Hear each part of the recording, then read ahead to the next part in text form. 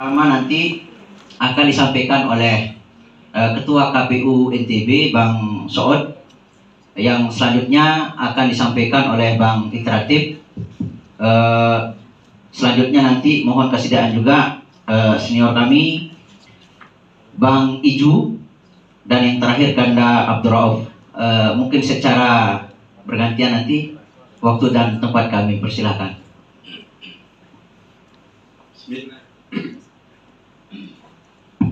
Bismillahirrahmanirrahim. Assalamualaikum warahmatullahi wabarakatuh. Waalaikumsalam warahmatullahi wabarakatuh. Alhamdulillah, syukurillah, wala haula wala quwwata illa billah. Hari ini rupanya kita sudah terbebas dari masker. Ya minimal kayaknya ini.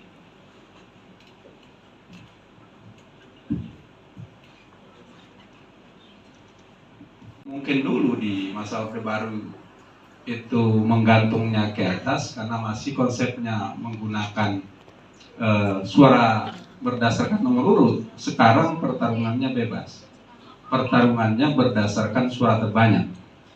Jadi kader HMI yang akan bertarung, dia harus siap juga untuk memasuki medan yang tersedia. Kita nggak boleh baper, wah kenapa medannya ini harus susah gitu kan. Nah kalau kita lihat begitu ya harusnya tidak ada juga kader kita yang sukses, tapi ternyata juga banyak. Walaupun juga ada banyak yang tidak berhasil ya, bukan gagal, tidak berhasil atau belum berhasil. Karena politisi itu 5 kali jatuh, mungkin yang ke-6 bangkit itu hebat, itu luar biasa. Jadi di pemilu 2024 itu juga karena regulasinya sama dengan pemilu 2019, maka pola permainan yang kemarin itu bisa diperbaiki. Salah satu terobosan yang sedang dibuat oleh KPU sekarang adalah bagaimana transparansi hasil pemilu berbasis TPS itu bisa dihadirkan dari Ciplan. Nah, ini artinya bahwa kemungkinan pola permainan di tingkat rekapitulasi yang mungkin pernah banyak yang memainkan, itu kemudian secara sistem akan terus terperbaiki. Sehingga itu semakin sulit orang berjuang setelah pemungutan suara. Jadi pertarungan sebenarnya adalah sebelum pemungutan suara sampai dengan hari pemungutan suara, itu pertarungan sebelumnya. Walaupun ya kita banyak selentingan juga yang menganggap ada beberapa catatan, misalnya pemilu kemarin bahwa itu juga agak ribet karena di kecamatan juga panjang sekali rekapitulasinya, dan Pak Itratif sebagai pengawas juga pasti juga punya memori untuk begitu juga Retno. Di sini ada Mulyadi, divisi teknis di Lombok Timur, dia juga pasti paham. Jadi ke depan 2024 itu kemungkinan KPU itu akan menerapkan Sirekap, di mana hasil per TPS itu akan menjadi yang mudah-mudahan menjadi hasil resmi. Jadi di foto plano TPS itu kemudian nanti akan masuk ke database KPU, kemungkinan juga di CC ke database partai politik. Nah kalau itu terjadi maka kita akan bisa menikmati hasil pemilu yang berdasarkan full suara rakyat. Itu yang pertama. Yang kedua, KPU ini sedang kemarin waktu belum diputuskan tidak ada perubahan regulasi, memang ada upaya untuk penyederhanaan surat suara, di mana ada skema 2 surat suara, skema 3 surat suara, tapi itu rupanya kandas karena regulasi tidak berubah. Artinya bisa saja kemarin itu kita berpikir surat suara calon presiden dengan calon DPR bisa digabung. Karena memang kita harus akui ternyata efek ekor jas dari pemenang Pilpres itu berpengaruh terhadap partai pendukungnya. Dan mudah-mudahan itu tepat, partai-partai ini tepat memilih calon presidennya, karena itu sangat menentukan. Karena kita masuk ke zona pemilu serentak. Pemilu serentak ini juga yang diragukan orang jangan-jangan besok pilpresnya lebih tinggi pengguna surat suaranya, legislatifnya nggak banyak. Ternyata nggak juga. Ternyata pilpres dan legislatif itu sama. Hanya ada beberapa kejadian, misalnya di TPS di salah satu desa di Lunyuk, itu kita agak kesulitan membalancingkan data itu. Karena ternyata ada orang yang maunya nyoblos pilpres. Saya nggak mau menggunakan coblosan untuk pemilu legislatif. Akhirnya bingung juga KPU, Bawaslu juga bolak-balik. Ternyata setelah ditelusuri, ternyata memang orangnya nggak mau. Akhirnya kita catat apa adanya. Kemudian yang berikutnya, bahwa transparansi hasil pemilu itu sudah menjadi concern KPU. Seperti yang saya katakan tadi, e-rekap itu mungkin ya mudah-mudahan ini bisa dipakai dan ini bisa menjadi kemudahan bagi penikmat masyarakat untuk bisa melihat hasil pemilu itu dari smartphone-nya. Karena sistem informasi ini sudah kita gunakan di hampir seluruh tahapan pemilu sudah kita gunakan. Tinggal besok kalau ada 1 juta TPS, maka digitalisasi itu akan didorong proses dan hasil 1 juta TPS. Ya, kita berharap begitu supaya transparansi hasil pemilu itu akan menjadi hal yang jualan kita ke depan yang paling menarik. Karena pengkhianatan terhadap hasil suara rakyat itu adalah itu juga berat. Karena kita menganut one vote, one value, 1 orang 1 suara. Jadi ini yang concern KPU untuk menyelamatkan. Memang ada banyak catatan kemarin karena kita terus mengalami perubahan, sistem kita terus diperbaiki agar petarung-petarung ini bisa menikmati keringatnya yang banyak. Kemudian dari sisi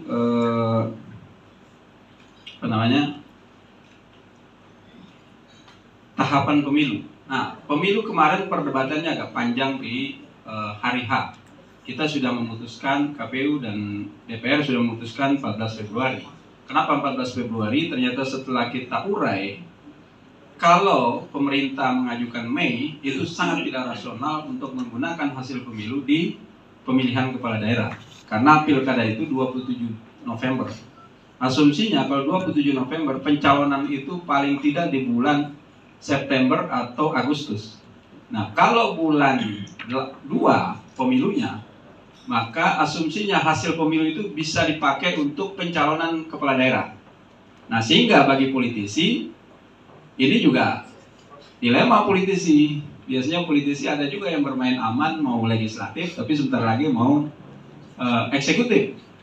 Saya kira ini juga harus dihitung betul untuk kadar-kadar terbaiknya. Siapa yang bertarung di legislatif, siapa yang bertarung di eksekutif, itu juga harus dibagi. Karena kalau itu energinya juga berat, Bang Rauf. Kalau Bang Rauf ini tarung di legislatif, kemudian tarung lagi di eksekutif, saya kira cukup energinya sangat luar biasa itu. Karena kita menganut pemilu kita sangat liberal, di mana suara itu menjadi ukuran.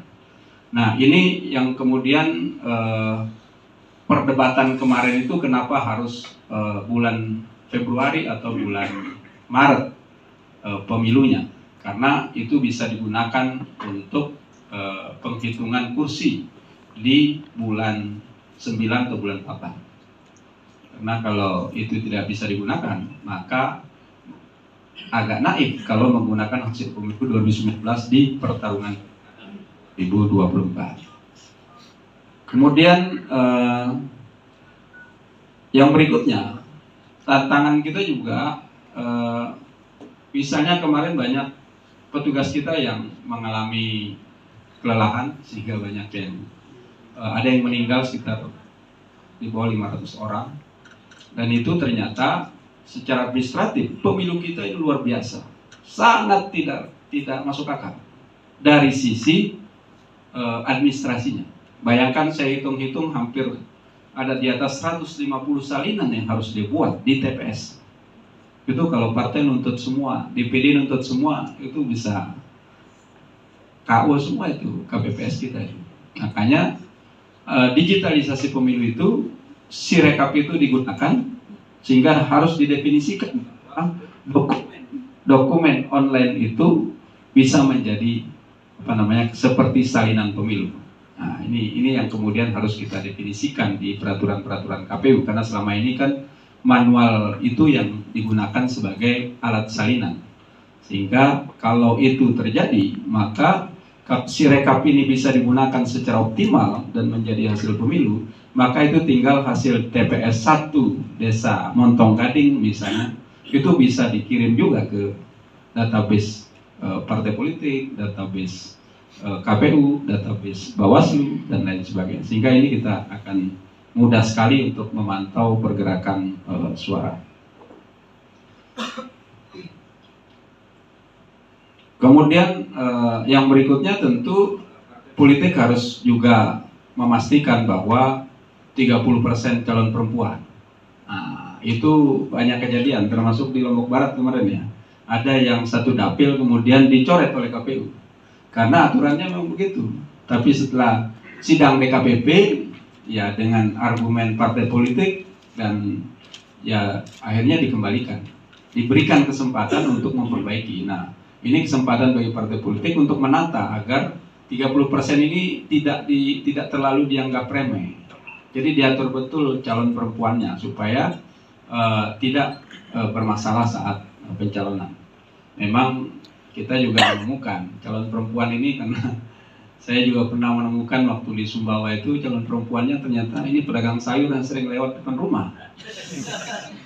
Saking susahnya perempuan itu masuk ke ranah politik. Nah, sehingga ya mau bagaimana, aturannya afirmasi terhadap perempuan, tetapi ternyata banyak juga yang sulit untuk. Kayaknya saya sering guyon, Bang Iju, kalau perempuan memilih perempuan, ini bisa 51% anggota DPR itu perempuan semuanya. Tapi syukurnya perempuan tidak memilih perempuan, makanya Bang Karno bisa naik, Bang Iju bisa naik, Bang Mustaqim juga bisa naik. Kalau perempuan memilih perempuan, itu di atas 51% perempuan itu. Hanya kemarin ada koalisi perempuan, jadi saya guyon, iklanin aja itu perempuan pilih perempuan. Tapi kan kita nggak boleh sebagai penyelenggara tapi kadang-kadang ini kok nggak peka. Ya silakan aja. Ini kan perempuan kalau ingin maju ya silakan aja. Nanti tinggal baik-baik sama Pak Iteratif aja nanti supaya nggak disemprit. Dan pasti besok tantangan karena regulasi kita sama, maka jangan heran kalau besok akan ada sengketa proses di Bawaslu itu yang bisa banyak. Karena hari kemarin itu sampai pasca putusan Mahkamah Konstitusi ada juga yang mengajukan.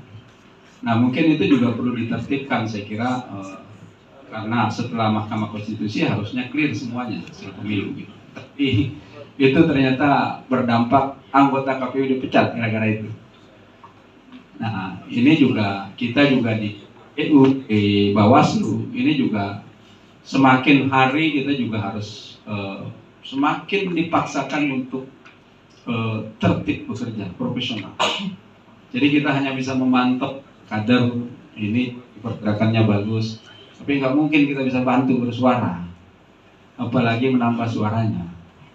Karena Pak Mulyadi berat sekali bebannya, menjaga suara yang ada aja agak berat ya, susah dia. Apalagi disuruh tambah suara, karena Retno ini tukang semprit. Jadi kalau Retno bilang, saya rekomendasikan PSU-nya di TPS ini, ya KPU harus laksanakan. Ini ada kejadian di Bima. Ini adiknya Bang Rauf ini sudah menang pemilu. Tapi tiba-tiba ada PSU di satu TPS, itu merubah kemudian hasilnya. Kalah 3 biji, kan sakit sekali. Tapi itulah fakta, bahwa saya selalu bilang ke teman-teman di KPPS, hati-hati menjaga suara rakyat. Karena satu itu adalah berbeda. Satu itu menentukan kemenangan. Kita punya pengalaman di Kecamatan Taliwang, waktu itu bertarung antara ketua P3 dengan kadernya. Selisihnya 1 biji. Itu dihitung berkali-kali, ternyata memang ketua partainya kalah 1 biji. Memang berat. Ya apa ya, yakin usaha sampai mungkin udah selesai, tapi tinggal takdirnya aja itu kan, yakin usahanya sudah sampai betul. Takdirnya ternyata berbeda ya pemenangnya. Memang politisi ini saya anggap profesi yang luar biasa, daya tahan, apa namanya, kekuatan pikiran perasaannya itu harus terkelola, karena apa namanya itu nggak gampang. Itu sudah hampir menang, tiba-tiba dikalahkan oleh kadernya sendiri. Dan kita di KPU ya hanya bisa menyaksikan, inilah fakta bahwa satu pun berbeda. Saya kira demikian. Terima kasih. Assalamualaikum warahmatullahi wabarakatuh. Kepada Kanda Iteratif STMT kami persilakan. Bismillahirrahmanirrahim. Assalamualaikum warahmatullahi wabarakatuh. Waalaikumsalam. Yang saya hormati ya, senior-senior ya di depan yang jadi narasumber dan teman-teman pengurus MD kami Kabupaten Lombok Timur. Ternyata benar apa yang disampaikan oleh banyak orang ya, bahwa setiap masa itu pasti ada regenerasinya. Dan buktinya di MD kami hari ini di Lombok Timur itu seangkatan seri cabang. Jadi tiba-tibanya syuting ini wakil K2 kita bareng-bareng tuh naik kapal laut dan seterusnya. Dan ternyata jabatannya lebih banyak daripada yang jabatannya lebih banyak nasibnya dibanding saya. Direktur kita ini belum pernah jadi direktur. Ya, tapi saya ingin mengatakan begini ya. Ya, untuk kalah pun seorang politisi atau caleg itu mengeluarkan biaya. Untuk kalah pun seorang politisi atau caleg atau peserta pemilu itu mengeluarkan biaya. Dan biaya itu tidak bisa ditarik kembali. Gitu. Ini bedanya peserta pemilu, apakah itu pemilu legislatif, presiden ataupun pilkada, dengan investasi-investasi yang lain. Jadi yang ada di ruangan ini yang terbersih ingin menjadi politisi, maka siapkan biaya untuk kalah. Karena sekali lagi saya katakan, untuk kalah pun seorang politisi atau peserta pemilu itu mengeluarkan biaya. Nah, oleh karena itu Bawaslu dalam tugasnya ya, itu mencoba untuk melakukan pengawasan ekstra ketat agar biaya yang dikeluarkan itu kemudian tidak dilakukan untuk hal-hal atau kegiatan yang masuk kategori yang dilarang, kira-kira seperti itu. Ya. Nah, ini yang menurut saya penting ya, menjadi pemikiran ya teman-teman kita semua, bahwa masuk ke arena kontestasi ini itu tidak bisa secara instan ya. Tidak bisa misalnya karena di Demokrat, di Golkar, kemudian di partai-partai yang lain ada senior kita dan kita menyimpulkan sebelum mendaftarkan diri sebagai caleg itu kita sudah jadi ya. Sama halnya mungkin ketika teman-teman atau adik-adik kita di kader-kader HMI ini yang ingin menjadi penyelenggara pemilu, begitu mereka mendaftar, mereka sudah menyimpulkan bahwa mereka akan terpilih. Kan kira-kira seperti itu. Yang banyak terjadi dan mengejala di diri kita. Nah, ini saya kira hal-hal yang perlu kita koreksi secara bersama-sama. Nah, karena kontestasi ini ya, politik atau pemilu atau pemilihan itu membutuhkan biaya besar, sehingga kemudian dibuatkan regulasi-regulasi yang mengatur ya, sehingga biaya yang dikeluarkan itu tidak masuk kategori money politik gitu.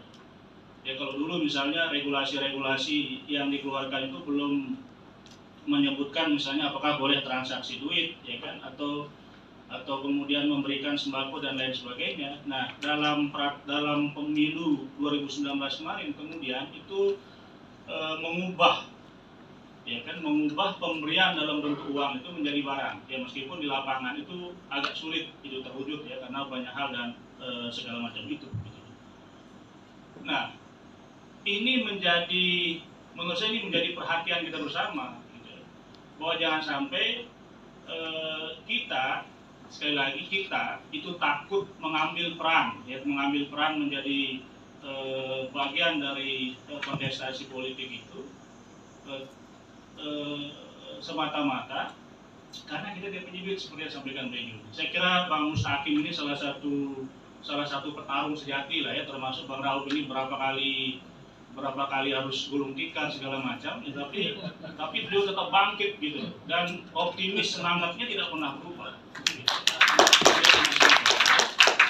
Nah, satu juga seperti ini dulu, baru sekali kalah itu tak boleh langsung redup.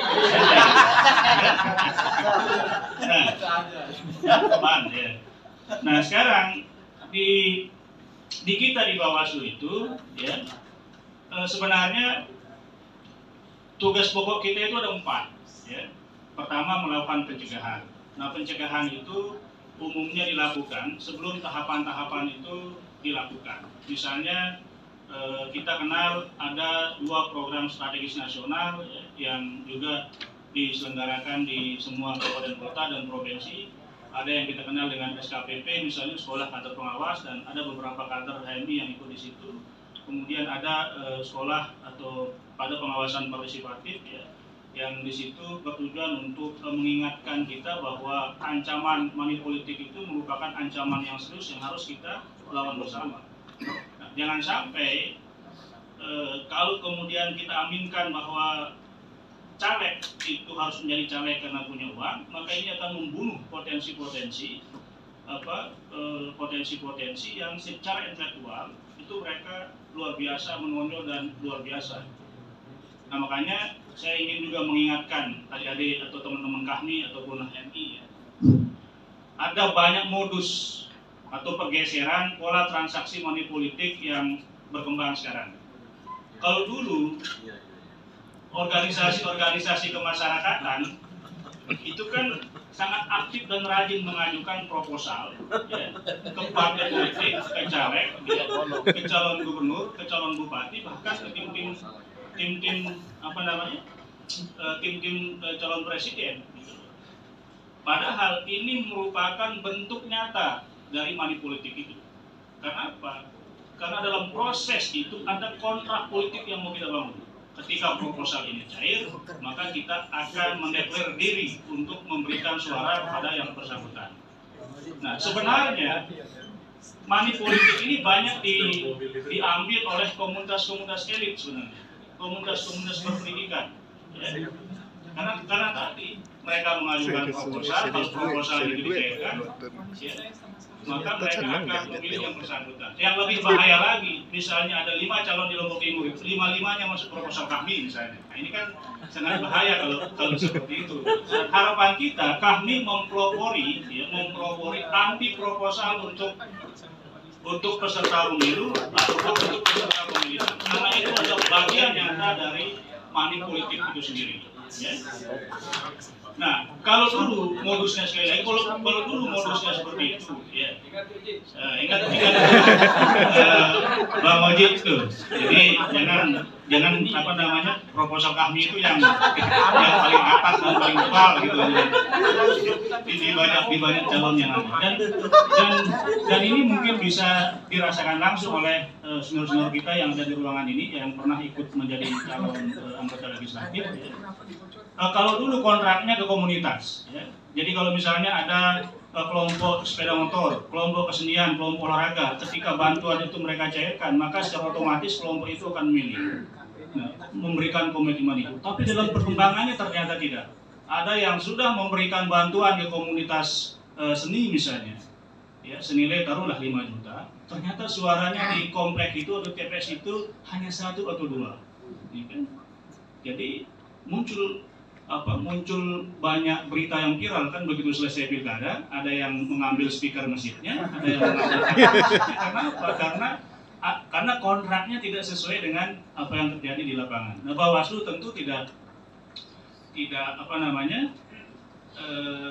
bisa melakukan apa-apa gitu, ya kan? Karena proses itu diam-diam dan seterusnya.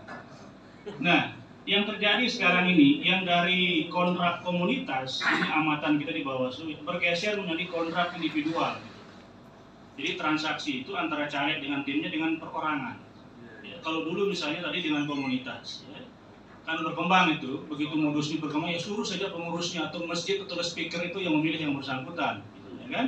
Kan kira-kira sering sekali kita dengar seperti itu. Ini modus money politik itu bergeser dari transaksi peserta ke komunitas, sekarang ini sudah bergeser ke peserta ke personal. Nah, kalau ke personal ini banyak sekali perubahan serangannya yang kita kenal. Kalau dulu misalnya H-3 harus serang pas hari tenang, ya kan? Boom, pas hari tenang. Ternyata itu efektif di tahap awal pemilu. Begitu pemilu berikutnya, bom di hari tenang itu tidak lagi memberikan efek nyata gitu loh buat caleg yang terpilih yang pernah melakukan itu. Ternyata yang terpilih itu adalah caleg ya yang mengebom di H-1 atau malam sebelum pencoblosan. Dan dia sukses dan dia bercerita, oh salah kamu itu, kan kira-kira seperti itu ya. Besoknya lagi sekarang ini kita kenal dengan serangan duha. Jadi serangan duha itu peserta atau tim sukses itu menunggu pemilih yang datang ke TPS, dicegat di tengah jalan. Nah ini modus-modus perubahan modus-modus yang kita temukan di lapangan. Ya meskipun pola ini ya tentu kita dapat informasi atau ceritanya itu setelah proses pemilihan itu selesai. Ya. Tetapi praktek money politik ini sekali lagi menjadi ancaman serius buat kita anak-anak muda yang serius mengembleng diri di kampus misalnya dengan akademik yang bagus, kemudian mengembleng diri di organisasi, tetapi tidak mampu bersaing dengan orang-orang yang berduit. Iya kan? Saya pengalaman di kampung itu di Anyar ya, di Bayan itu ada salah satu caleg. Jadi caleg ini sampai sehari ini dia sudah 3 kali terpilih, Pak Oji, ya. Yang dia hanya mulai bergerak itu 1 bulan sebelum pemilihan. Maksudnya mengkondisikan, melakukan pemetaan itu. Dia bergerak itu hanya ya sehari, 2 hari sebelum pencoblosan. Jadi yang dilakukan apa itu ya transaksi betul-betulan. Ya. Jadi misalnya di situ harga suara 100.000, kemudian dia berani 200.000 dan seterusnya. Nah, ini apa ya? Ini praktek-praktek politik yang dilakukan oleh orang-orang yang terdidik, ya, dan itu kita aminkan. Dan dalam jangka panjang itu akan membunuh kita semua. Karena kita yang terpelajar ini, yang terdidik ini, yang mengembangkan diri secara serius di organisasi kemahasiswaan dan organisasi kemasyarakatan misalnya seperti itu ya, itu merasa sudah tidak memiliki harapan kalau bertarung dengan orang-orang seperti itu. Nah, oleh karenanya harapan saya kepada teman-teman kami ini harus menjadikan praktek money politik ini sebagai ancaman serius yang bisa membunuh kesempatan kita untuk menjadi bagian penting dari penguatan demokrasi kita bersama.